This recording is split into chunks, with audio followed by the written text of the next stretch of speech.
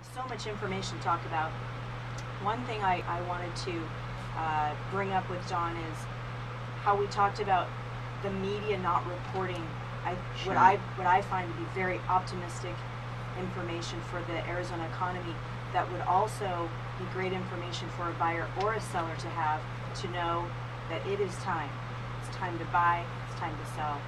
Well, sure. I mean, the media tends to compartmentalize their information these days, and they cut off the right side, the left side, the top, and the bottom, and they give us this little chunk. And the more negative, the better, because people like negative news. And I don't watch a lot of news, but you look at the positive things that are happening. The $3 billion expansion of the Intel plant. Boeing just got a contract for $250 million, going to $3.5 billion over a 10-year period. You look at the new facility for the Diamondbacks for spring training in the Colorado Rockies. It's a $100 million project right in our own backyard in Scottsdale. You look at the hiring that's gone on in Scottsdale in the last month or two, 753 new jobs just in the city of Scottsdale alone, which were not very big.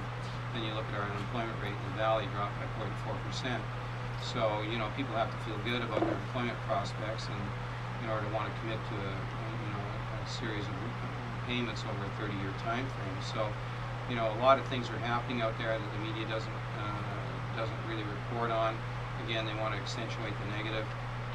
I think it's got a long ways to go yet, but the fact of the matter is that we got a lot of good things going on here. And I know that you sit on the board of GPEC, which is the Greater Phoenix Economic Council. I'm on the board of the Scottsdale Chamber, and so you're privy to some information, yet you can't really talk about it due to the fact that you have confidentiality agreements, or you just have agreements where you can't speak, and how much is going on.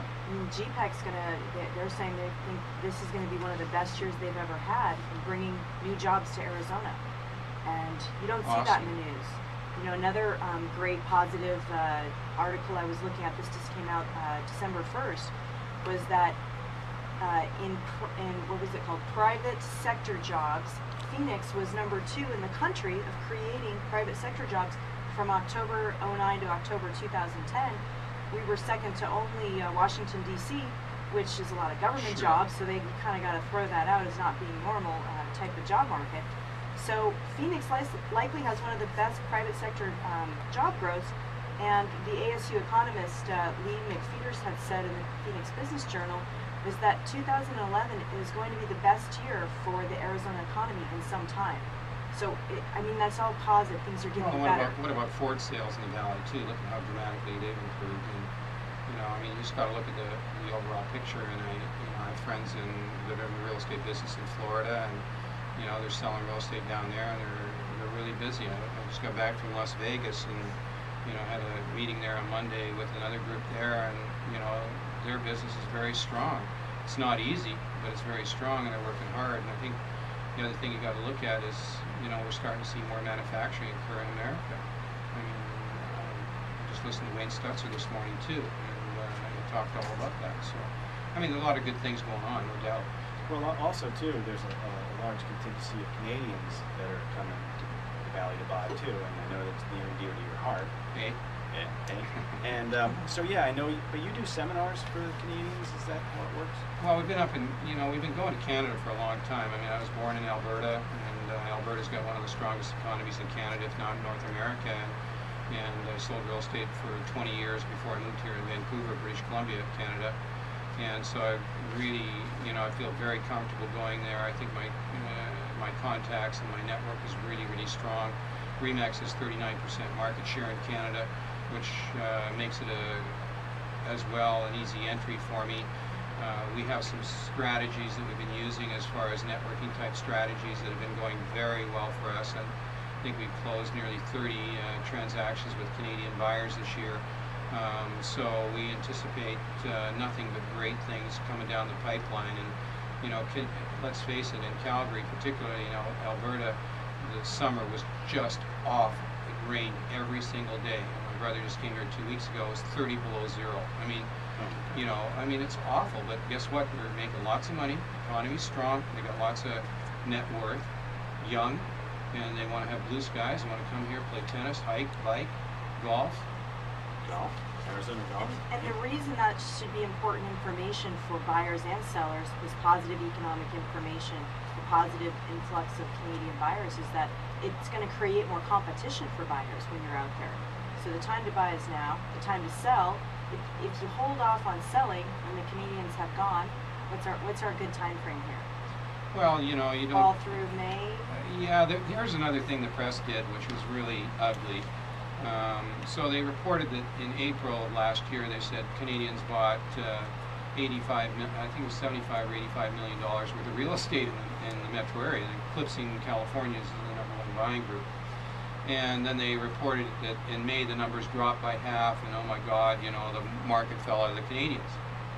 Well, guess what? They've all gone home because their visas, generally, they want to come here for exactly a certain amount of days, 180 days. So most of them go home May 1st because of the visa deal. So, you know, the press, again, so irresponsible. And maybe because it's over For the 100 most part. degrees. Yeah, and it's 100 degrees, and why would they want to buy a winter getaway home when it's May? Yeah, and it's going to be nice in Alberta. Theoretically, not this year. Let's talk a little bit about sellers and what you do to help your sellers get through this recession. How do you start the conversations with them? What would you have to say to sellers right now? Well, firstly, you know, I met with a few sellers yesterday on appointments to talk to them, and I always start out by saying to every seller that they're my CEO. I'm the vice president of real estate. You've asked me to do something, you've asked me to report to you, and so we're going to report to you. We're going to bring all the data in, we're going to talk about the data, we're going to talk about what people are saying, everything that I'm reading. We're going to amalgamate it down, and then we're going to narrow it down into focus right into your own little neighborhood and zip code. So that's what we do. It's a whole education thing, and then I say, hey, once you've got all the numbers and the facts and everything like that, and where we see the market going relative to your particular decision, whether you're upsizing because your family's growing or downsizing because your family's not growing, then you tell me what to do. And you know, you've got some options. One is to sell your home and buy another home, or two is to stay where you are, or three, you could rent your home and do something else, get a motor home and travel all over America, which is an awesome place. So one thing that you mentioned too is how easy it is to do a few simple things to sell your home quickly. Sure. You talked about, and Jeff had a friend that was out looking, this was his complaint, was how many just dirty homes there were. Oh, yeah. If you have a home that's clean windows is Sure. just a very simple thing that maybe you don't really think about, but if you really think about a buyer walking and seeing clean windows, clean house, clean landscaping, just Sure. very simple things that don't really have to cost a lot of money, you're probably going to sell over all these horribly maintained homes. Yeah, that's just it. I mean, you see the tens of thousands of REOs on the market, and some of them don't even have the power turned on, but every homeowner, get your windows clean, get your home clean, make it look like the day you bought it, make it look like it just came out of the package. Paint is pretty inexpensive. You can paint it yourself. You can't really afford to have somebody else paint it. We have a homeowner that's getting his home ready for the market, and I'll tell you what, he and his wife are doing a great job. They've incorporated the family into it, their child as well, and so it's kind of an interesting all-family experience. But I'll tell you, when someone walks into a Matheson team listing, they look great. And Canadians particularly, or out-of-town buyers, when they see so many awful homes, but when they see a nice one, they go, this is the one I'm going to make the play for. Right. It's a difference between make or break. And speaking of break, we'll be right back after the break.